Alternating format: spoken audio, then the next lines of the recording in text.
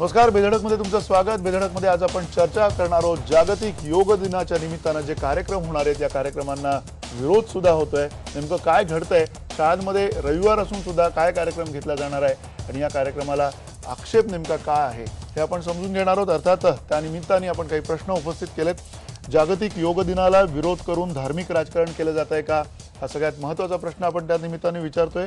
योग विद्या ही भारताची सांस्कृतिक ओळख आहे का, हे सुद्धा आपण त्या निमित्ताने तपासणार आहोत, तज्ञांकडून समजून घेणार आहोत। आणि योग दिन साजरा करून सरकार विशिष्ट विचारसरणी थोपवू पाहते का, हे सुद्धा त्या निमित्तानं आपण चर्चेला आणणार आहोत। अर्थात त्या निमित्तानं आपल्या सोबत सगळे मान्यवर आहेत।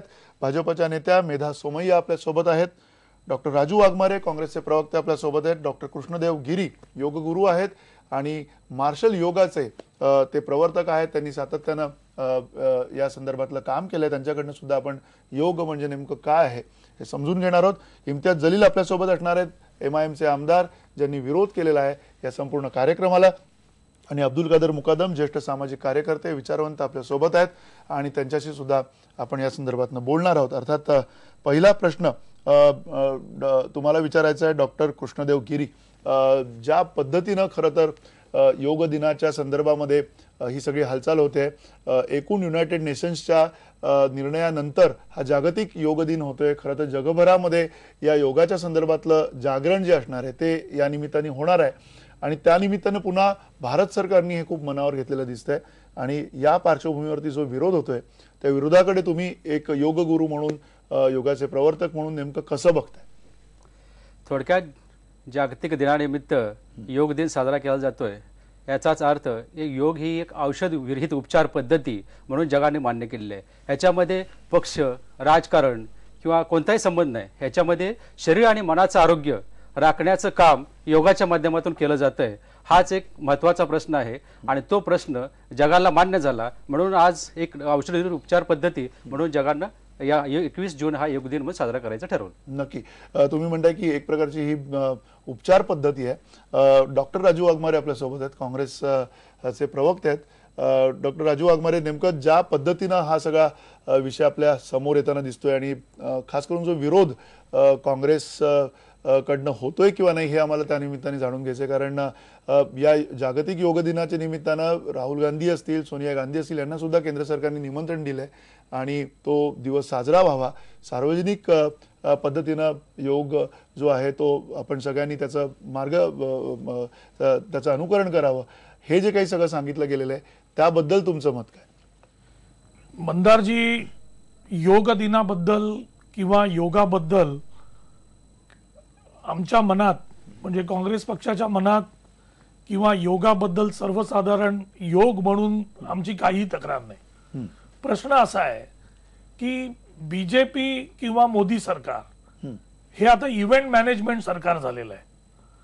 म्हणजे काय की आता योग दिन जो साजरा करायचा आहे तो एखाद्या Guinness book of world record मध्ये 40,000 मुला मुलींना राजपथवर घेऊन आपण फोटोसाठी हा दिन साजरा करणार आहोत का, की याच्या पाठीमागे आपलं धोरण काय आहे? कारण जर प्रश्न जर तुम्ही बघितलात तर जर बीजेपी सरकारला या योग दिनाचं महत्व जर एवढं वाटत असेल तर त्यांनी त्या दृष्टीने तळागाळापर्यंत त्याचं काम करणं गरजेचं आहे। याचं उदाहरण काय आहे तर भारत सरकारमध्ये आयुष्य हे खातं त्यांनी निर्माण केलेलं आहे। बरोबर, त्या खात्याला गेल्या वर्षी 318 करोड रुपये दिले।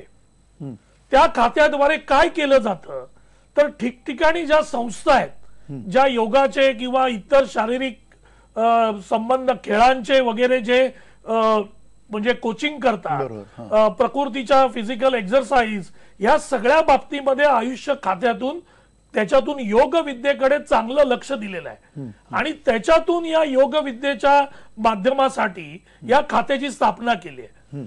जर 318 करोड आपण सँक्शन केलेत 15-16 साठी, मागच्या वर्षीचं जर तुम्ही यांचं बजेट बघितलं तर संपूर्ण खात्यापैकी या गव्हर्नमेंटनी त्या इन्स्टिट्यूटवर फक्त 3 ते 4% खर्च केलेला आहे। म्हणजे 66 करोड रुपये पूर्ण भारतात खर्च झाले आणि जो योग दिन आपण साजरा करतोय त्याला कितीतरी करोडो रुपये त्या एका दिवसासाठी खर्च होणार आहेत। मग हे फोटोसाठी जर आपण एवढे पैसे खर्च करायचे का, जर योग आपल्याला प्रत्येकाच्या घरात न्यायचा आहे, प्रत्येक लहान मुलाला शिकवायचं आहे, मग त्यासाठी सरकारने तशी व्यवस्था करणं गरजेचं आहे.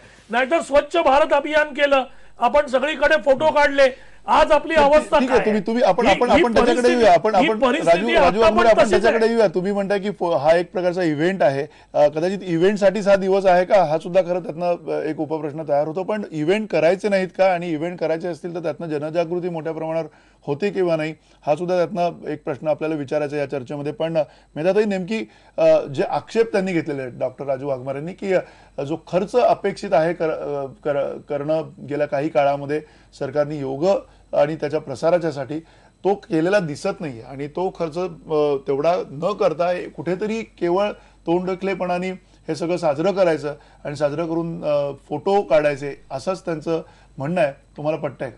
मला नाही पटत ते.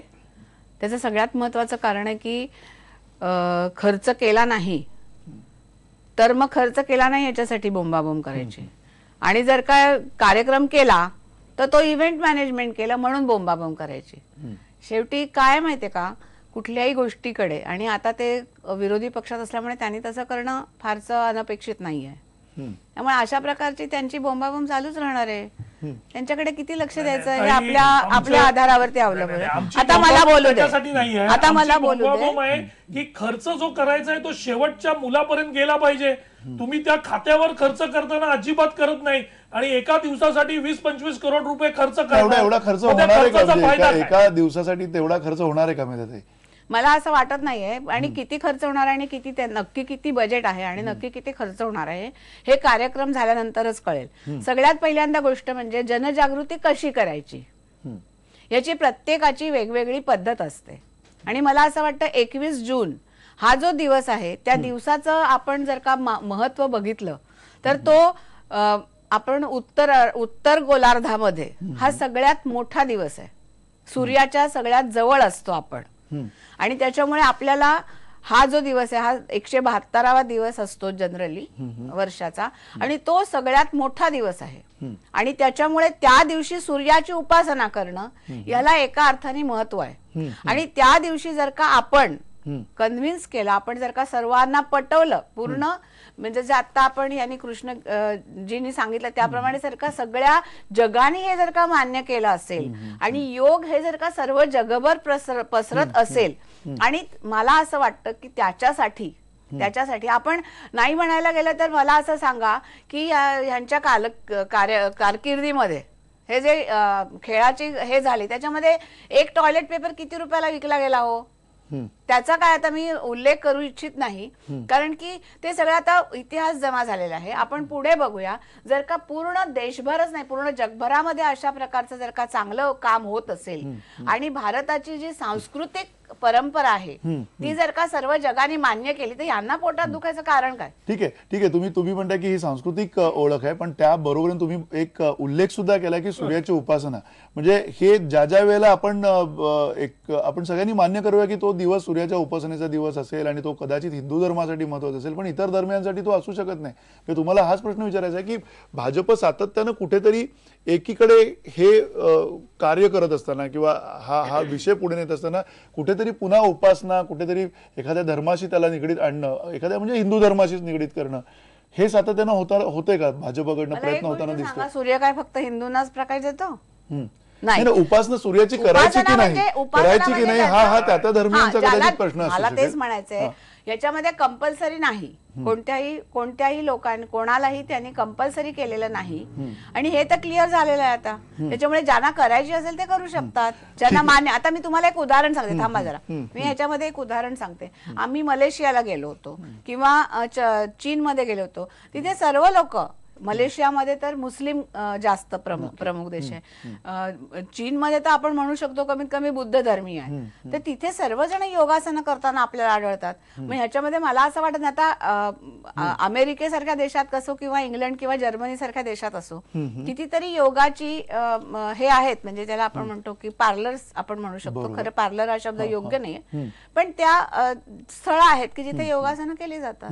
नक्की, त्या अर्थाने परदेशामध्ये योग जो आहे तो स्वीकारला गेलेला आहे आणि मोठ्या प्रमाणावरती त्याची मान्यता आणि तिथे आपल्याच आहे. लोकांनी याच्यामध्ये म्हणजे बोंबाबोंब हा शब्द चुकीचा असेल असं वाटत असेल तुम्हाला, तर तुम्ही काढून टाकते.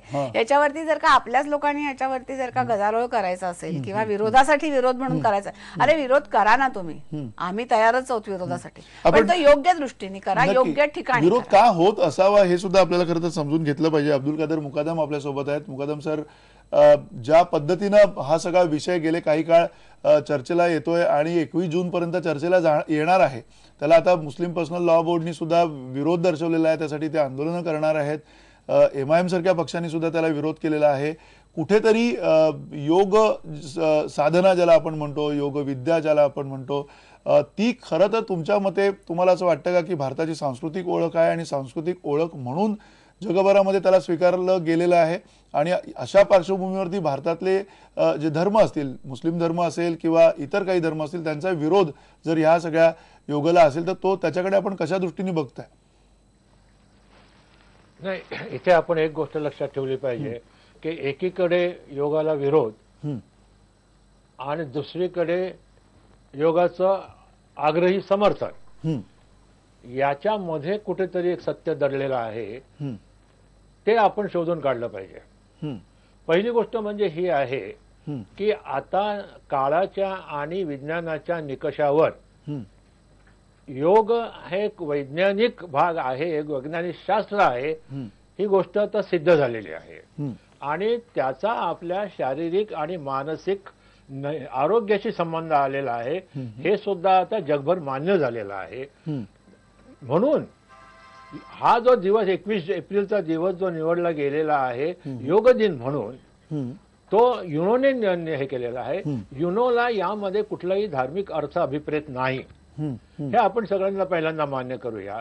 आणि दुसरी गोष्ट अशी आहे की अनेक मुस्लिम राष्ट्रामधल्या काही लोकांनी तरी, इव्हन पाकिस्तानामधल्या काही लोकांनी योगाला हे आपलं एक शास्त्र म्हणून स्वीकार करून आणि त्याच्यापासून आरोग्याच्या काही गोष्टी त्यांना कळलेल्या आहेत, त्यामुळे त्याला धार्मिक पातळीवरती विरोध करणं हे चूक आहे. दुसरीकडे तुम्ही त्याला सूर्याच्या उपासनेचा रंग किंवा अर्थाची छटा दिलीत की कुठेतरी धर्माशी त्याचा संबंध जाणता अजाणता जोडला जातो आणि त्याच्यामुळे होतं काय की मग MIM सारखे ज्या संस्था आहेत दुराग्रहवादी, त्यांना असं वाटतं की योग म्हणजे धर्माशी संबंध असलेला विषय असल्यामुळे आमचा त्याला विरोध करणं हे आम्ही योग्य समजतो. मग त्याचा आमच्या धर्माशी संबंध नाही, आम्ही असं हे करू शकत नाही, कुठल्याही प्रतिमेची पूजा करू शकत नाही, उपासना करू शकत नाही, म्हणून आमचा विरोध आहे. ह्या दोन्ही गोष्टी मला अमान्य वाटतात. एक शास्त्र म्हणून आपण त्याच्यावर, आणि शास्त्र विकसित झालेलं आहे, जगाने आता मान्य केलेलं आहे आणि म्हणून तो आपल्या प्राचीन भारतीय संस्कृतीचा एक घटक झालेला आहे. या दोन्ही गोष्टी धरूनच आपण या विषयाकडे पाहिलं पाहिजे असं मला प्रामाणिकपणे वाटतं. नक्की. आपल्यासोबत इम्तियाज जलील आलेले आहेत, आमदार आहेत MIMचे, आणि स्वागत आहे या चर्चेमध्ये इम्तियाज तुमचं.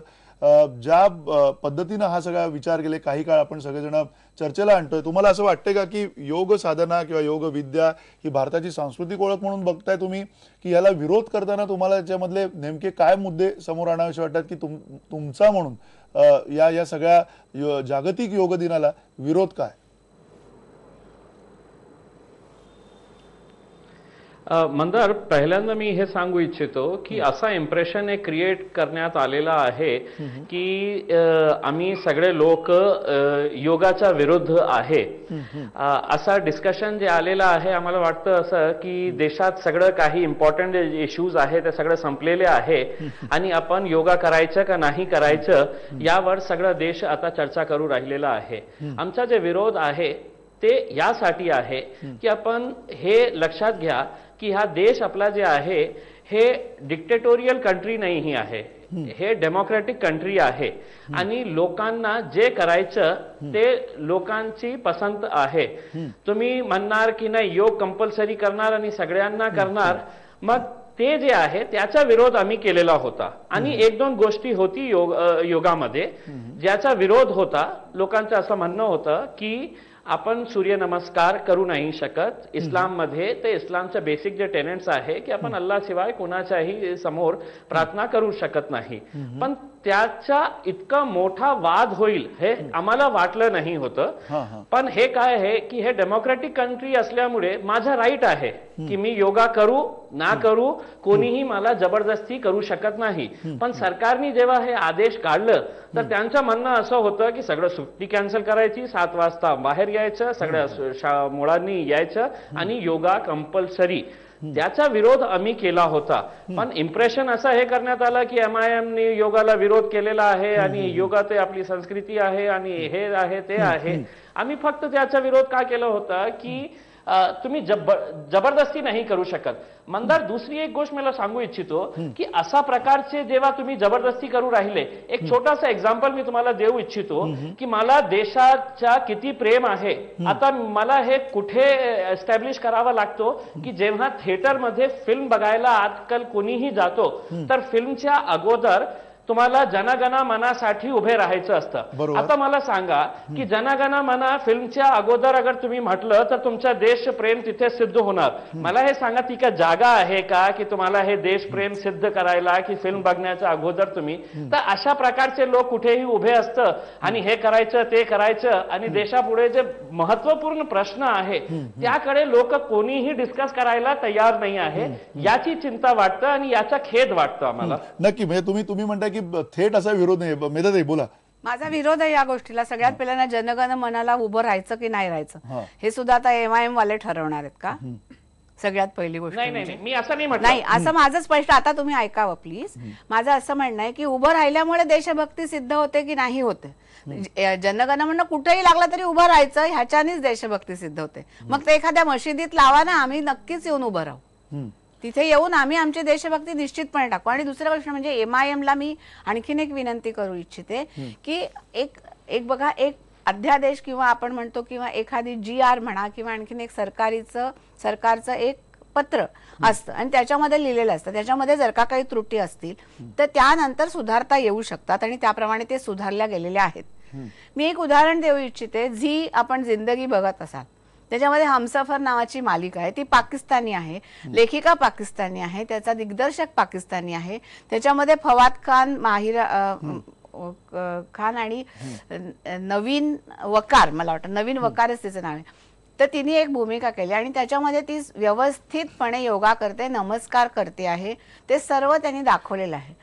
तिथे एक मिनिट थांबा. त्यामुळे योगा म्हणजे फक्त उपासना असं माझं म्हणणं नाही. योगा म्हणजे उपासना म्हणजे काय तर त्याच्यामुळे आपला मन आणि शरीर याचं एकत्रितपणे लिंकेजेस आणि त्याच्यामधून उपलब्ध होणारी ऊर्जा याच्याशी हा संबंध आहे. आणि शेवटी कुठलाही धर्म हा निसर्गाशी निगडीत असतो हे मला परत वाटत नाही सांगायची आवश्यकता आहे. हे सगळं मान्य. पण सातत्यानं या निमित्ताने आणखीन काही अट्टहास आपण करतोय का? या निमित्ताने योगशी आपण धर्म हा जोडण्याचा अट्टहास करतोय का? हे सुद्धा आपण तपासणार आहोत. आपल्या सगळ्या मान्यवरांना आपण काही महत्वाचे प्रश्न विचारणार आहोत. डॉक्टर कृष्णदेव गिरी आपल्यासोबत आहेत, ज्यांनी मार्शल योगा असा एक नवीन प्रकार या आधी म्हणजे सांगितलेला आहे, ते त्याच्यावरती काम करतायत.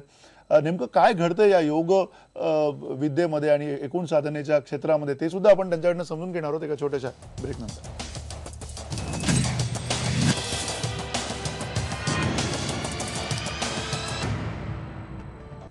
बेधडकमध्ये आपण चर्चा करतोय जागतिक योग दिनाच्या निमित्तानं जो कार्यक्रम केंद्र सरकारने जाहीर केलेला आहे. आणि खरं तर हा जागतिक योग दिन असल्यामुळे युनायटेड नेशन्सनीच हा कार्यक्रम सगळ्या जगभर करायला सांगितलाय असं आपण त्याच्यातनं अर्थ निश्चित काढू शकतो. त्यामुळे नेमका इथे विरोध का होतो किंवा काही विरोधाचा सूर काय हे आपण तपासतोय. काही प्रतिक्रिया आपल्याला बेधडक आपल्या प्रेक्षकांनी पाठवलेल्या आहेत. माणिकलाल परदेशी म्हणतायत योग विद्येचा एकच धर्म आणि तो म्हणजे शरीर धर्म.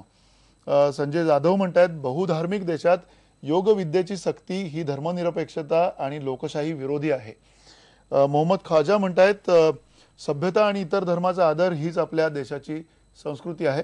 आणि देवेंद्र बारगजे म्हणतात योग दिनाची अंमलबजावणी बंधन घालून करणं योग्य नाही, त्यासाठी रविवारी शाळा सुरू का ठेवायची. शुभम हुलावळे म्हणतात योग विद्येचे हे सरकार मार्केटिंग करते का. आणि अमोल वानकडे म्हणतात योग ही भारताची ओळख आणि संस्कृती आहे, याविषयी आपण आदर बाळगायला हवा. अनेक प्रतिक्रिया आहेत. या प्रतिक्रियांच्या पार्श्वभूमीवर पुन्हा एकदा कृष्णदेव गिरी आपल्यासोबत आहेत, योग गुरु. डॉक्टर, तुम्हाला पुन्हा हाच प्रश्न विचारायचा आहे की जर आपण हे सगळं मानतोय, योगाच्या ज्या काही चौकटी आहेत किंवा खरं तर आपल्या इथला योग जगभरात गेल्यानंतर योगा झाला आणि त्या योगामध्ये ताईची योगा असेल किंवा इतर पॉवर योगा असे बरेच काही प्रकार त्याच्यामध्ये आले. त्या ठिकाणच्या त्या देशातले विचार सुद्धा त्याच्यामध्ये आलेले आपण बघतो. तुम्ही मार्शल योगा करताय, नेमकं काय त्याच्या मागचं तुमचं उद्देश काय आहे आणि याचा खरंच धर्माशी संबंध नाहीये का, तुम्हाला काय वाटतं? अगदी बरोबर आहे. याच्यामध्ये सर्व जगाने मान्य केले योग ही एक उपचार पद्धती आहे किंवा योग हे एक शास्त्र आहे. आणि योग हे एक शास्त्र म्हणून जर आपण त्याच्याकडे पाहिलं तर विरोध असा कुणाचाही नाही. आतापर्यंत झालेल्या चर्चेनुसार असं माझं मत आहे की विरोध तर कुणाचाही नाही, विरोध आहे फक्त सूर्य नमस्कारासाठी. मग मुस्लिम धर्मियांमध्ये नमस्कार केला जात नाही असं त्यांचं मत आहे. पण माझं असं मत निघतं, जर सकाळच्या वेळेला आपण ही साधना केली, नमस्कार ऐवजी सूर्य साधना म्हणून जर ही साधना आपण केली तर सूर्यापासून मिळणारं जे ड जीवनसत्व आहे, कोवळ्या उन्हातून मिळणारं जे ड जीवनसत्व आहे, त्या जीवनसत्वाचा आपल्या शरीरासाठी एक चांगला उपयोग होईल.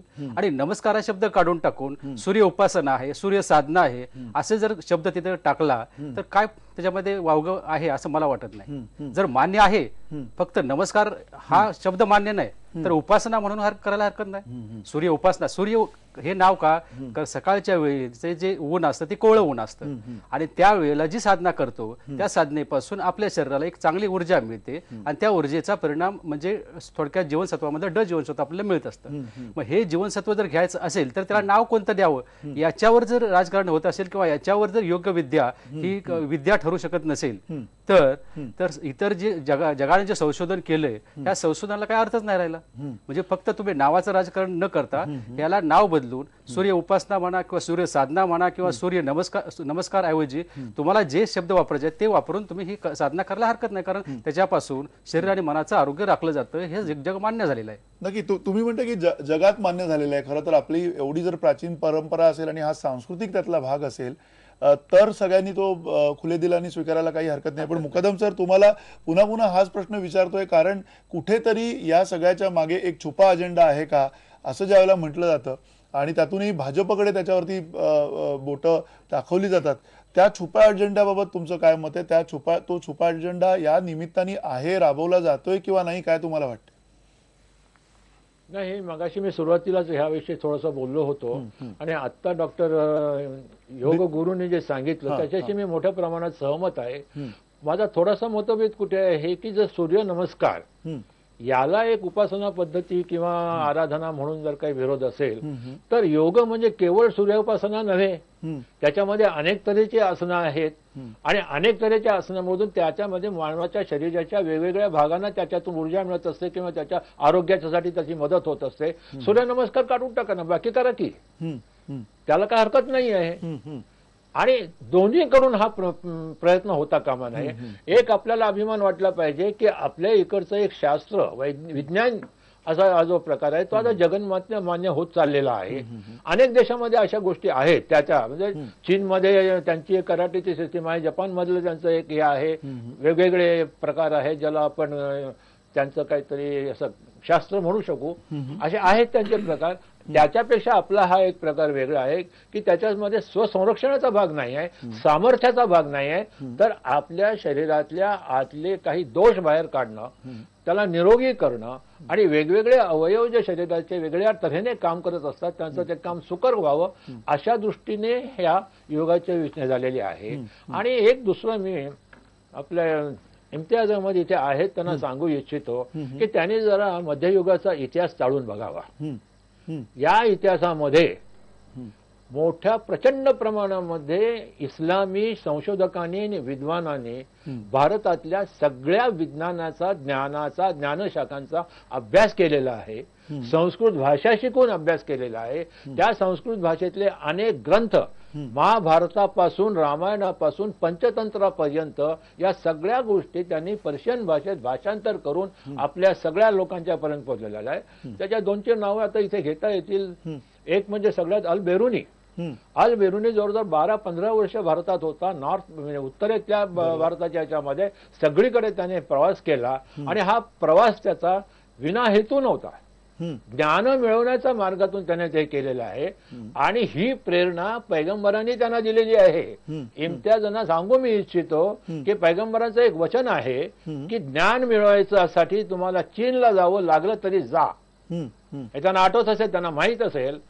आता चीन हे काही इस्लामी संस्कृतीचं केंद्र नव्हतं, पण एक प्राचीन समृद्ध अशी संस्कृती होती.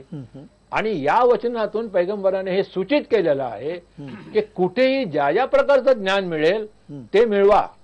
आणि ही प्रेरणा घेऊन 7व्या शतकापासून 14व्या शतकापर्यंत एक प्रचंड अशी ज्ञानसंपदाची ज्ञान योगदानाची परंपरा या मुस्लिम विचारवंतांनी करून ठेवलेली आहे. आजचे मुस्लिम विचारवंत जे फक्त इस्लामी धर्माचं आणि कुराणातलं जे ज्ञान आहे हे सगळं ज्ञान आहे असं समजून बाकीचे सगळे ज्ञानाचे दरवाजे बंद करतायत आणि जरा कुठे काही झालं काही विरोध करायला सुरुवात करतायत.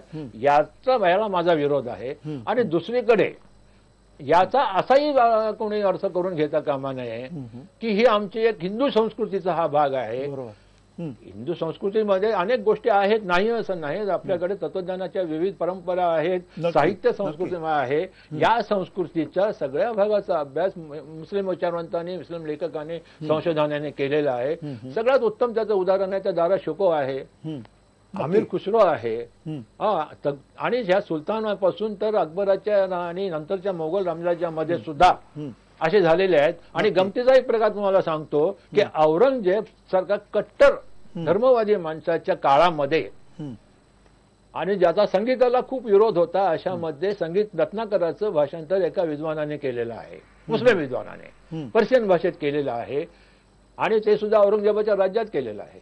आता औरंगजेबाला कळलं नसेल असं नाही, पण त्याला काही त्यांनी मृत्यूदंडाची शिक्षा दिलेली नाही किंवा त्याचं भाषांतर नष्ट केल्याचा इतिहासात पुरावा नाही. म्हणजे आपण किती व्यापकतेने कुठल्या गोष्टीवर जातात. सहिष्णुता, उदारमतवाद आणि मनाची अशी एक व्यापक दृष्टी, या गोष्टी जर आपण 21व्या शतकात शिकत नसू तर मग आपल्याला कुठच्याही गोष्टीचा अभिमान बाळगण्याचा अधिकार आहे असं मी मानणार नाही. नक्की तुम्हाला अधिकार आहे खरं तर आम्हाला सगळं हे सांगायचं. मुकदम सर, ज्या प्रकारचा अभ्यास तुमचा आहे त्या पार्श्वभूमीवरती अर्थात इम्तियाज जलील तुम्हाला पुन्हा हाच प्रश्न विचारायचा आहे की हे जे ब्रँडिंग होत आहे, म्हणजे एकीकडे आपण काळ बदलतोय, देश बदलतोय, जग बदलतोय हे सगळं म्हणत असताना एकीकडे जे ब्रँडिंग केलं जातंय आता इंटरनॅशनल योगा डे म्हणतोय आपण, आता कदाचित असे काही वेगवेगळे आणखीन दिवस साजरे करायचे दिवस आलेले आहेत.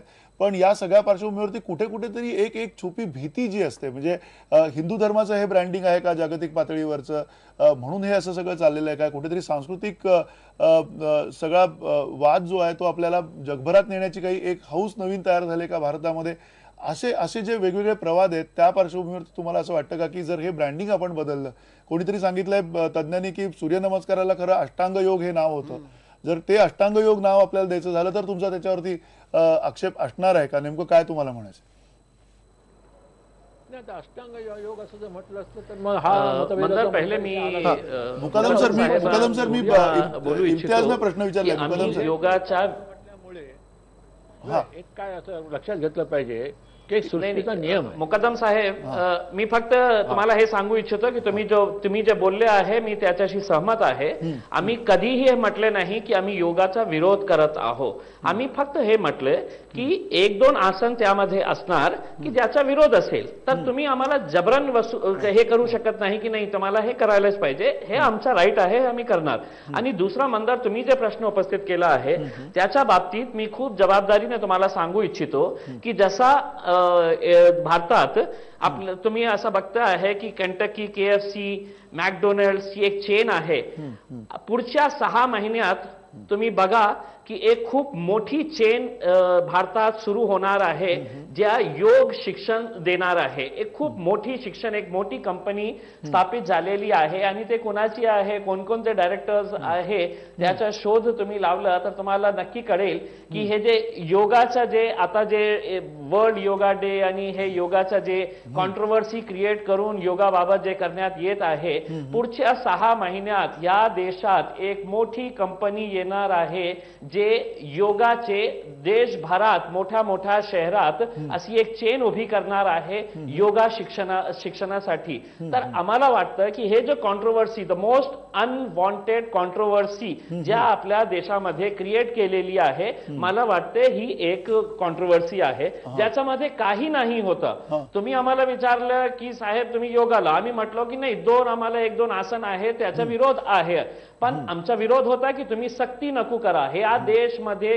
पण सक्ती मला वाटतं केलेली नाहीये, सक्ती केलेली नाहीये. मेधाताई, तुम्हाला काय वाटतं? साहेब आंबेडकरांनी संविधानमध्ये सगळ्यांना राईट दिलेला आहे. नक्की नक्की नक्की. बघा सक्ती कोणाला केली आणि तुमचा जे प्रश्न होता मॅडम, तुम्ही जर बोलत राहिला तर तुमच्या प्रश्नाने मी उत्तर कसं देणार? नाही, एक मिनिट मुकादम सर, कुठेतरी मी येतो तुम्ही थांबा तुमच्याकडे. आणि मला उत्तर द्यायची संधी द्या ना. देतो मुकादम सर, तुम्ही मुकादम सर सतत येतो आपले तुमच्याकडे. रेकॉर्ड लावत बसलात तर मी उत्तर कसं देणार? नाही मुकादम सर येतो तुमच्याकडे. एक 2-3 मिनिट. मुद्दे तुम्ही उपस्थित केलेले आहात. योगाच्या निमित्ताने जगभर काही आंतरराष्ट्रीय राजकारण होत असेल तर त्याच्याशी माझं देणं लेणं काही नाहीये. मला 2 गोष्टी माहिती आहेत. मी स्वतः योग शिकलेला आहे, योगासना मी करतो, आणि आज माझं वय लग्न घेऊन मी ज्या शारीरिक अवस्थेत आहे त्याच्यामध्ये माझ्या योग प्रॅक्टिसचा काही भाग निश्चित आहे आणि तो मी मोकळ्या मनाने मान्य करतो. हा एक भाग झाला. आणि मगाशी त्यांनी सांगितलं की सिनेमा थिएटरमध्ये जनगण मन गायलं नाही तर आमच्या देशप्रेमाविषयी शंका घेतली जाते. हा एक त्यांचा चुकीचा समज आहे. जनगण मन हे राष्ट्रगीत आहे. राष्ट्रगीताचा मान करणं हे प्रत्येक नागरिकाचं कर्तव्य. पण तो जागा नाही आहे त्याच्यासाठी, आणि तुमचं इमान मुकद्दम साहेब तो जागा नाही आहे त्याच्यासाठी. नाही, याबाबत मतांतर असू शकतात. म्हणजे केवळ थिएटरमध्येच राष्ट्रगीत आधी म्हणायचं का, याच्याबद्दल मतांतर असू शकतात. मुकद्दम सर, म्हणजे जागा कुठल्या जागेवरती राष्ट्रगीत म्हणायचं, कुठल्या अवस्थेत राष्ट्रगीत म्हणायचं, याबद्दल सुद्धा मतांतर असू शकतात. तोच म्हणायचा मला. नाही, पण त्यामुळे आपण विषयांतर नको करायला. विषयांतर यामध्ये मुकदम सर नाही, एकच त्याच्या एका प्रश्नाचं उत्तर देतो आणि मी तुमच्याकडे येतोय. आता झालं काय, तुम्ही काय बोलत हे प्रश्न मागे पडले आणि ह्यांचा मुद्दा पुढे आला. मी त्याचं उत्तर देतो. मगासपासून ते लोकशाही अधिकाराचा पुन्हा पुन्हा इथे उल्लेख करतायत. आज आपला तो विषय नाही आहे, पण त्यांच्यासारखे आणि त्यांच्या पक्षासारखे लोक, त्यांचे नेते लोकशाहीच्या अनेक अधिकारांचा मिसयूज करतायत आणि लोकशाहीशी चुकून असलेल्या अनेक गोष्टींना ते विरोध करतायत, हेही दाखवून देता येईल. पण तो आजचा विषय नाही आहे. म्हणून तुम्ही मगाशी मला जो प्रश्न विचारला तो पुन्हा एकदा विचारा, म्हणजे मी त्याचं उत्तर देऊ शकेन. नाही मुकदम सर, थोडं पुढे जायला लागेल, वेळ कमी आहे. आपण चर्चेच्या ओघात बोलूया. आता आपण त्याच्यावर पण डिबेट करून दे. नाही, आपण चर्चेच्या ओघामध्ये दुसरे मुद्दे घेऊया. थोडं पुढे जायला लागेल आपल्याला. मुळात पुन्हा एकदा राजू वाघमारे, तुम्हाला एक मिनिट. राजू वाघमारे, तुम्हाला हे मान्य आहे का की योग ही भारताची सांस्कृतिक ओळख आहे जगभरासाठी आणि त्याचा धर्माशी काही संबंध नाही, हे तुम्हाला मान्य आहे? मंदारजी, मगाचपासून मी चर्चा ऐकतो ही सगळी. काय आहे की योग हा हिंदू धर्मातून आलाय की संस्कृतीमधून आलाय, हा पहिला प्रश्न सगळ्यांनी त्याच्याशी स्वतःच सगळं समीक्षण करणं गरजेचं आहे. कारण योगाचा जन्म हा ज्यावेळी त्या इंडूस नदीच्या व्हॅलीतून झाला त्यावेळी त्याच्यामध्ये अफगाणिस्तान, बलुचिस्तान पासून पाकिस्तान वगैरे सगळा प्रदेश होता. त्याच्यामुळे ही संस्कृती आहे. ह्याला धर्माचं नाव कोण देतंय की हिंदू धर्मातून आला आणि आमचाच त्याच्यावर हक्क आहे, हे कोण करतंय? तर ते कट्टर हिंदूवादी करतायत आणि आता बीजेपी करतंय. ज्यावेळी तुम्ही एखाद्या गोष्टीला कंपाऊंड घालून तुम्ही धर्माच्या नावाखाली त्याचं पॅकिंग कराल तर नॅचरली दुसऱ्या धर्मातले लोक त्याला विरोध करतील. आज जर तुम्हाला उदाहरण द्यायचं झालं, असं कंपाऊंड घातल्याचं मला पूर्ण बोलू द्या. कसं आहे बघा, आता कुंफू ही जी मार्शल आर्ट आहे याचा उगम शाओलिन टेम्पल बुद्धिझम मध्ये झाला, पण ती थोड्या काळामध्ये पूर्ण जगभर गेली कारण बुद्धिझमनी त्याला कंपाऊंड घातलेलं नाहीये. आज योगाचं आपण काय करतोय, हे का करतायत तर लोकांनी ह्या दोन्ही गोष्टी लक्षात घेतल्या पाहिजेत. यांना प्रत्येक वेळी हिंदू धर्माचा वापर हा कुठच्याही गोष्टीसाठी करायचा की ज्याच्यामुळे हिंदू आपल्याकडे एकवटतील, आणि यांनी तसं केलं की MIM सारखे पक्ष याला विरोध करणार आणि मुस्लिम आपल्याकडे एकटवतील. कसं आहे, योगाकडे जर तुम्ही स्पोर्ट्स म्हणून बघितलं, योगाकडे एक रिक्रिएशनल गोष्ट म्हणून बघितली की ज्याचा वापर प्रत्येक माणूस करू शकतो, अशा पद्धतीने जर तुम्ही योगाकडे बघितलं तरी कॉन्ट्रोवर्सी तयारच होणार नाही.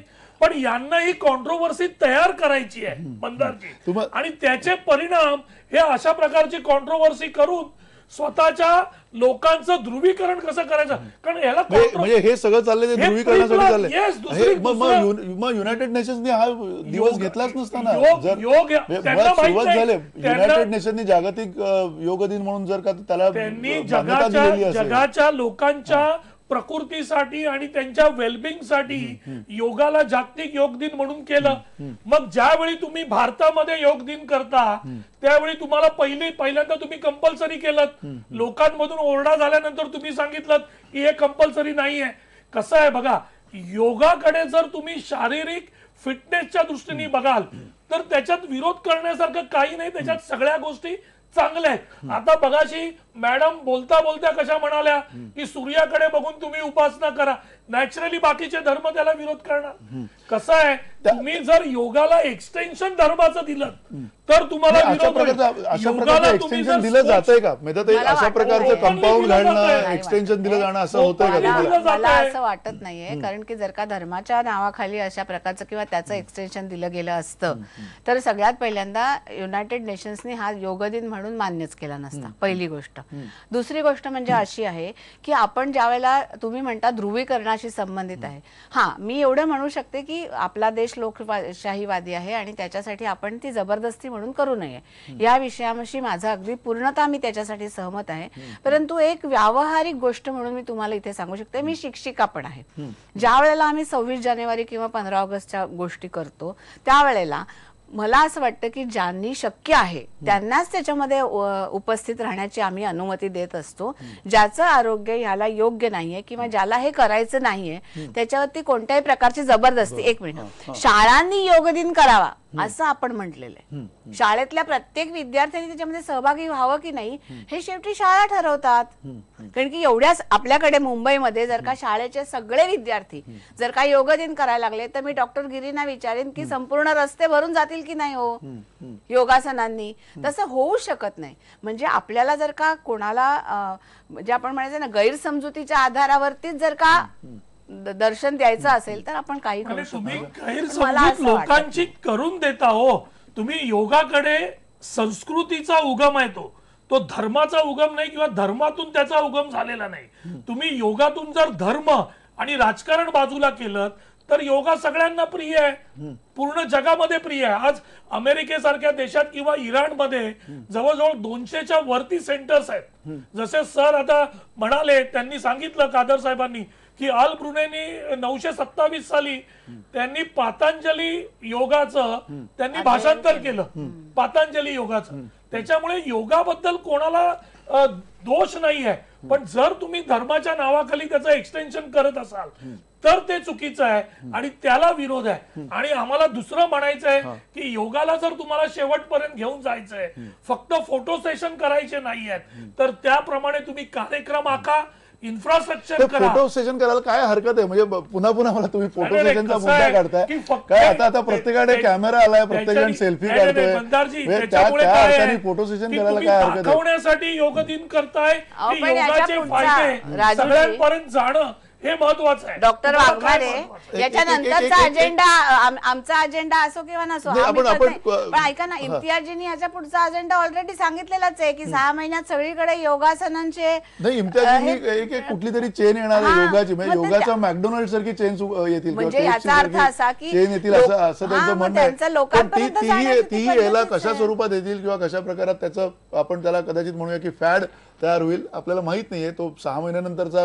विषय असेल कदाचित. पण पुन्हा डॉक्टर गिरी, तुम्हाला हा प्रश्न विचारायचा की कुठेतरी योग साधना, योग विद्या जी काही आहे त्या विद्येला धार्मिक चौकटीमध्ये बांधण्याचा प्रयत्न झालाय का या देशामध्ये?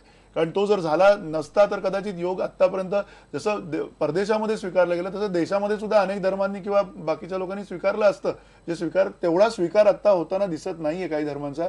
हे सुद्धा सत्य आहे, हे सुद्धा वास्तव आहे. त्याबद्दल काय तुम्हाला वाटतं? प्रत्येक देशाला असं वाटतं की आपला देश हा आरोग्य संपन्न व्हावा. मग भारत देशाला का वाटू नये आपला देश आरोग्य संपन्न व्हावा? आणि हे जर वाटत असेल तर शालेय जीवनापासून कंपल्सरी करायला हरकत काय? सगळ्यांना योगशास्त्र जर मान्य आहे मग काही धर्मांना म्हणजे काही लोकांना ऑप्शनल योग विद्या आहे हे मला मान्य नाही. कारण भारत देश आरोग्य संपन्न व्हावा असं जर वाटत असेल तर शालेय जीवनापासून सर्वांसाठी जर कंपल्शन असेल तरच भारत देश हा आरोग्य संपन्न होईल. कारण लहानपणी जी संस्कृती रुजली जाते नाही, पुन्हा पुन्हा पुन्हा इकडे एक सांगायचं की युनायटेड नेशननी जो हा कार्यक्रम दिलेला आहे जगभरासाठी तो सौहार्द आणि शांततेसाठी दिलेला आहे. म्हणजे मुळात त्यांचा जो उद्देश आहे तो केवळ आरोग्याचा उद्देश नाहीये, तर सौहार्दता आणि शांतता निर्माण होण्यासाठीची आहे. जर ही शांतता, आता तुम्ही मार्शल योगा करताय तर काय गरज आहे, म्हणजे मार्शल आर्ट त्याच्यामध्ये त्या योगामध्ये आणण्याची काय गरज आहे? म्हणजे सातत्यानं हे म्हणायचं की जर योगा, तायची योगा आहे, तिकडे आणखीन वेगवेगळ्या प्रकारे पॉवर योगा सारखे प्रकार येतात, हे सगळं त्या योगामध्ये काय येतंय, कशामुळे तुम्हाला हे सगळे प्रकार त्याच्यामध्ये आणले, त्याचं आधुनिकीकरण होत आहे की हे पूर्वी होतं तेच तुम्ही परत एकदा एका नव्या पॅकेजिंग मध्ये आम्हाला समोर दाखवताय? नाही, मी जे मार्शल योगाची निर्मिती केली तेवढ्यासाठी की त्याच्यामध्ये ध्यान, प्राणायाम, योगासन आणि व्यायाम आणि याशिवाय स्वसुरक्षा. जरी तुम्ही शरीरानं मनानं जरी फिट असाल तरी जेव्हा आपण बाहेर जात असतो त्यावेळी अनेक दुष्ट प्रवृत्तीचे लोक आपल्यावरती कोणत्या ना कोणत्या गोष्टीचा हल्ला करत असतात. त्यावेळी दुसऱ्याकडे संरक्षण व्हावं ही जर याचना करत बसलं तर ते संरक्षण होणं म्हणजे त्याला कालावधी लागेल.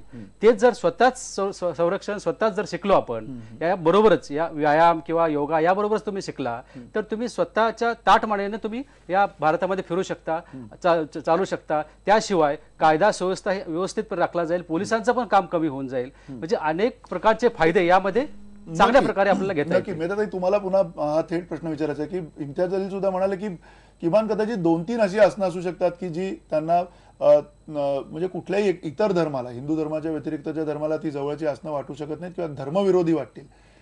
तुमचा सरकारनी निर्धारित केलेला असा काही कार्यक्रम आहे का की ज्या कार्यक्रमामध्ये हे असं केलं पाहिजे असं तिथे स्पष्टपणे म्हटलं गेलं?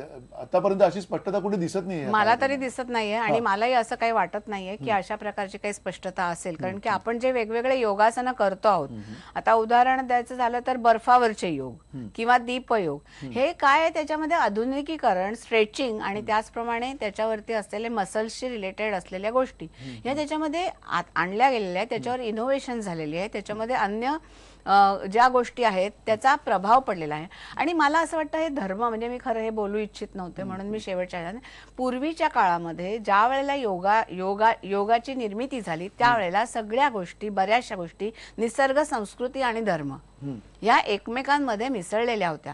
उदाहरणार्थ ऋग्वेद, यजुर्वेद, आयुर्वेद. आयुर्वेद म्हणजे आता आपण अभ्यास करायला गेलं तर ती एक औषधी शाखा आहे की नाही, परंतु नाव कशा प्रकारे दिलं गेलं म्हणून त्याचा धार्मिक आहे म्हणून जर का आपण त्याचं औषध घ्यायचं नाही असं ठरवलं तर कसं चालणार? याचा अर्थ असा की ज्या काळात ही निर्मिती झाली आणि ही पुढे जाऊन बुद्ध धर्मातनं पुढे जाऊन ह्याच्यामध्ये वेगवेगळे ऍड केल्यानंतर ते आर्ट्स मध्ये, फॉर्म मध्ये ते गेलेले आहेत किंवा कराटे म्हणा किंवा आणखीन कुठचे हे गोष्टी झालेल्या आहेत. त्यावेळेला मला असं वाटतं की ह्याला धार्मिक अजिबात रूप आलेले नाही. मगाशी पण मंदारजी म्हणालो की योगाची निर्मिती संस्कृतीमधून झालेली आहे, ती धर्मातून झालेली नाही. योगा हा हिंदू धर्मातून झालेला नाही, आपल्याला खूप संस्कृती म्हणून मानलं पाहिजे. आणि हिंदू संस्कृती आहे, धर्म नाही असा सुद्धा आपल्याकडे वाद आहे. त्यामुळे ह्या वादामध्ये ही जी गल्लत केली जाते संस्कृती, ह्या गल्लतीमुळे अशा प्रकारचे वाद इम्तियाज जलील, तुम्हाला ही स्पष्टता अपेक्षित जी आहे ती स्पष्टता आहे का? ती देण्याची तयारी सरकारकडे आहे असं तुम्हाला वाटतंय? दिलेलीच आहे ऑलरेडी. विनोद तावडेंचं स्टेटमेंट आहे शिक्षण मंत्र्यांचं. मंदार भाऊ, मंदार भाऊ फक्त मी हे सरकारला विनंती करणार आहे की तुम्हाला लोकांच्या शरीराच्या हेल्थच्या बाबतीत इतकी काळजी असेल तर देशामध्ये जे जंक फूडची चेनचे लायसन्स तुम्ही देऊ राहिले आहे, चाहे KFC असो, मॅकडोनल्ड्स असो, ते बंद करा. ते लहान मुले खूप खातं आणि आता तुम्ही एक दिवस योगा करण्यासाठी आणि देशामध्ये जे तुम्ही देशी दारूचे लायसन्सेस, बियर बारचे लायसन्सेस, हे पण लोकांच्या शरीरावर परिणाम करतो. तो कृपा करून हे लायसन्सेस बंद करा आणि मग योगा स्टार्ट करा. कारण जे एव्हिल्स आहे सोसायटीमध्ये जे तुम्ही थांबवले आणि नंतर लोकांना सांगितलं की आता योगा सुरू करा. तुम्ही एक साईडला योगा सुरू करायला सांगतो, दुसरी साईडला धपाधप आपले देशी दारूचे लायसन्सेस आणि बियर बारचे लायसन्सेस देऊ राहिले. KFC आणि जंक फूडचा प्रमाण वाढत आहे. तुम्ही जे म्हणताय तुमचा मुद्दा पोहोचलेला आहे. काय म्हणायचं कृष्णदेव? योगा जर तुम्ही करायला सुरुवात केली तर ऑटोमॅटिक ह्या सगळ्या ज्या व्यसनं आहेत हे व्यसनं ऑटोमॅटिक सुटतात. हे खरं त्या योगाच्या पाठीमागचं कारण आहे. तुम्ही योगा करायला सुरुवात केली, तुमच्या मनामध्ये एक संकल्पना तयार होते की मला व्यसनापासून परावृत्त राहिलं पाहिजे तरच योग करणं योग्य आहे. किंवा जे असे काय ज्या बंदी घातलेल्या ज्या संस्था आहेत त्या संस्थांपासून जे काय पेय असतील किंवा खाद्यपदार्थ असतील ते योगा करायला सुरुवात केली ते ऑटोमॅटिक त्याच्यापासून तो अवॉइड करत असतो. मग योगामध्ये जेवढी शक्ती आहे की जे चांगलं आहे ते घ्यायची शक्ती ह्या योगामध्ये आहे, तर ते वाईट गोष्टी घेणारच नाहीत. योग शिक्षक किंवा योगाचं प्रमाणीकरण पण आपल्याकडे झालेलं नाहीये, त्यामुळे तो सगळ्यांना आपलंसं वाटण्याची जी सरकारकडे हे शक्ती नाही आहे का हे बंद करण्यासाठी? नाही योग आपण योगाचा योगाबद्दल सहारा घ्यावा लागतो. वादविवादाचा एक नियम आहे. इफ यू कान तुम्ही जर का पटवून योग करणारा जो आहे तो या संस्कृतीपासून अलिप्त असतो. वेळ कमी आहे. राजू वाघमारे, अगदी थोडक्यात. आमचं एकच मत आहे की योगाबद्दल जर एवढं प्रेम आहे तर योगाला शेवटपर्यंत देण्यासाठी जे इन्फ्रास्ट्रक्चर आहे त्याची उभारणी केली पाहिजे आणि त्याला धर्माच्या बंधनातून मुक्त करून एक खेळ म्हणून त्याच्याकडे बघून त्याचा प्रसार जर केला तर संपूर्ण भारतामध्ये योग पसरेल आणि भारताबाहेरही तेवढ्याच प्रमाणात. माझं असं मत आहे योगाला खेळ मानता उपयोगाचं नाहीये. योगाला जर खेळ मानला तर त्यांच्यामध्ये एक कॉम्पिटिशन निर्माण होईल, स्पर्धा निर्माण होईल आणि ज्यांना हे जमणार नाही त्याच्यावरती जबरदस्ती केली जाईल आणि योगापासून मिळणारा आरोग्याचा फायदा त्याचा दुष्परिणाम आपल्याला भोगावा लागेल. याच्यामध्ये योग हा खेळ न बघता योग आरोग्य देणारी ही साधना आहे, या दृष्टिकोनातून बघायला काय हरकत नाही. ठीक आहे. त्या निमित्ताने या आंतरराष्ट्रीय योग दिनाच्या निमित्ताने आपण योगावरती इतकं बोलतोय तरी आणि अर्थात अगदीच आता थोडक्यात 1 मिनिटभरामध्ये डॉक्टर अब्दुल कादर मुकादम तुम्हाला हा प्रश्न विचारायचा की ज्या पद्धतीनं आता आपण ही सगळी चर्चा खुलेपणाने करतोय या चर्चेच्या पार्श्वभूमीवरती कुठेतरी प्रमाणिकीकरण या योग साधनेचं होणं आवश्यक वाटतंय का तुम्हाला? आणि त्यातूनही धर्माची जी एक चौकट योगाला कुठेतरी घालण्याचा प्रयत्न झालाय का गेल्या काही काळामध्ये? अगदी थोडक्यात काय सांगा. नाही, आता तुमच्या प्रश्नाचं उत्तर द्यायचं झालं तर आपल्याला योग ह्या विषयाच्या थोडं पलीकडे जावं लागेल. आता एक लक्षात घ्या की काही असो, भारताला एक प्राचीन संस्कृती आहे आणि ही सगळी संस्कृती हिंदू धर्माशी निगडीत आहे. हे आपल्याला टाळता येणार नाही. आता ह्या संस्कृतीमध्ये चांगल्या गोष्टी आहेत, वाईटही गोष्टी आहेत, कालबाह्य आहेत, कालातीत आहेत. त्या कालबाह्य झाल्या त्या सोडून द्यायला पाहिजेत. उदाहरणार्थ जाती व्यवस्था आहे, अस्पृश्यताचा हा जो भाग आहे, स्त्रियांवरचे अत्याचार होणारा हा भाग हिंदू संस्कृतीचा आहे. पण त्याच्याबरोबर एक प्रचंड अशी ज्ञान परंपरा आहे. ती परंपरा मुस्लिम विद्वानांनी संशोधकांनी मोठ्या मनाने मान्य केलेली आहे. आजच्या काळातलं जर उदाहरण द्यायचं झालं तर मौलाना अबुल कलाम आझादांचं देता येईल. मौलाना अबुल कलाम आझादांनी कुराणाचं भाष्य लिहिलेलं आहे, तर्जुमान अल कुराण. बरोबर. हे आज अस्तित्वात असलेल्या सगळ्या उलेमांच्या पेक्षा वेगळं आणि क्रांतिकारी आहे. या त्याच्या इंग्रजी भाषांतराचे 3 खंड आहेत. याच्या पहिल्या खंडामध्ये उपनिषदाच्या तत्वज्ञानाची त्यांनी चर्चा केलेली आहे आणि हे तत्वज्ञान जे आहे ते पुन्हा एकेश्वरवादी आहे. त्याच्यामुळे साहजिकच मुसलमानांच्याकडे त्याचं जास्त आकर्षण होतं. नक्की. त्याच्यावरती टीका टिप्पणी करताना मौलाना आझादांनी असं म्हणालेलं आहे की 2-2.5 हजार वर्षापूर्वी उपनिषद ज्यांनी लिहिली त्यांच्या बुद्धीचा विकास किती झाला होता हे आपण लक्षात घेतलं की त्याला एक चमत्कार म्हणावं लागेल. नक्की. आणि हिंदू संस्कृतीचा याला मग काही नेत नाही आहे.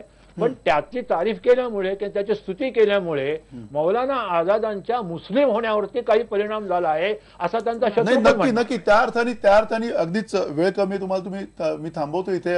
माफ करा पण त्याहीपेक्षा महत्वाचा मुद्दा तुमच्याही बोलण्यात हाच जाणवतो की जी सांस्कृतिक देवाणघेवाण आहे, जागतिक पातळीवरची जी सांस्कृतिक देवाणघेवाण आहे, जी ज्ञानाची देवाणघेवाण आहे ती चालू ठेवली पाहिजे समाज म्हणून. आणि तरच समाज जिवंत राहतील आणि तरच जागतिक पातळीवरची जी काही सांस्कृतिक देवाणघेवाण आहे आणि शांतता जी प्रस्थापित होणं अपेक्षित आहे ती प्रस्थापित होईल. अर्थात योगच्या संदर्भामधल्या ह्या ज्या काही भावना आहेत किंवा त्याच्यामधला जो काही विरोध असेल तो बाजूला कसा सारता येईल हे सुद्धा यातल्या तज्ज्ञ मंडळींनी बघायला पाहिजे. आणि कुठेही योगाला धार्मिक चौकटीत न बांधता एक त्याला खुलं करून हे ज्ञान म्हणून ज्ञानाची कवाडं याची सगळी खुली करून पुढे जायला काही हरकत नाही आहे. धन्यवाद. नमस्कार.